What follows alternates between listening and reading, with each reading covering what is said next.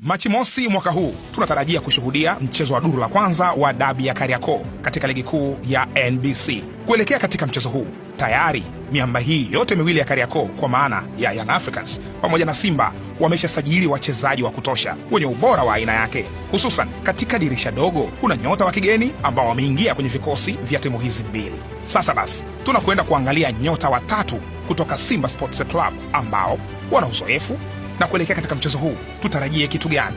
Wa kwanza ni Libase Geye.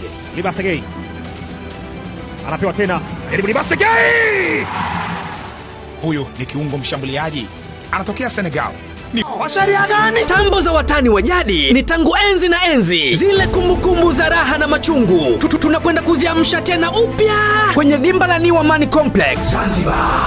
Tarehe mosi mwezi wa 3 saa 2:15 usiku ni Kariakoo dabi mpya ndani ya mwaka mpya. Ni kama vile mwenge usivyoruka kijiji, huwezi kuiruka dabi ya Kariakoo. Kimewaka mtani!